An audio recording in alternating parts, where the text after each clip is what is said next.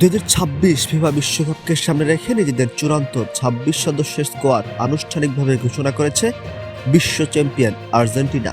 Coach Lionel স্কালোনির এই ঘোষিত এই দলে সবচেয়ে বড় আলোচনার জন্ম দিয়েছে তারকা ফরোয়ার্ড পাওলো দিবালার বাদ পড়া। কাতার বিশ্বকাপ জয়ের অন্যতম এই কারিগরকে ছাড়াই এবার শিরোপা ধরে রাখার মিশনে নামছে আলবিসেলেস্তারা। মূলত ইনজুরি সমস্যা এবং ক্লাব ক্যারিয়ারে আশানুরূপ পারফরমেন্স না করা এবার স্কালোনির কৌশলে জায়গা হয়নি এই জুয়েলের। তবে যথারীতি দলের সবচেয়ে বড় শক্তি এবং প্রধান চালিকা শক্তি হিসেবে ষষ্ঠবারের মতো বিশ্বকাপ মঞ্চে নেতৃত্ব দেবেন মহাতারকা লিওনেল মেসি।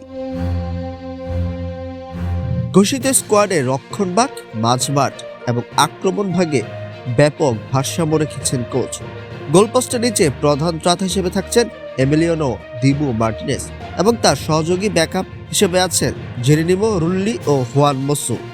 ডিফেন্স বা রক্ষণভাগ সামলানোর জন্য ডাক পেয়েছেন Nahuel Molina, Gonzalo Montiel, Cristian Romero, Nicolas Otamendi, Lisandro Martinez, Leonardo Balerdi, Facundo Medina এবং নিকোলাস তাগলিয়াফিকো।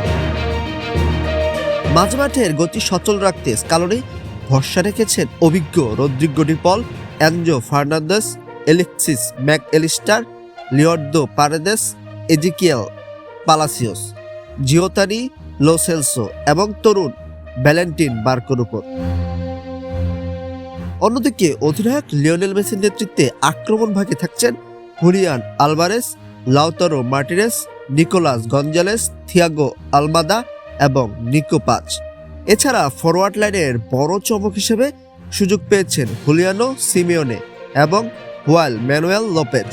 আগামী 16 জুন আলজেরিয়ার বিপক্ষে ম্যাচ দিয়ে বিশ্বকাপের মূল মঞ্চে যাত্রা শুরু করবে ডিফেন্ডিং চ্যাম্পিয়নরা। দিবালাবিহীন শক্তিশালী স্কোয়াড এবার কতটুকু সফল হতে পারবে সেটি এখন দেখার বিষয়।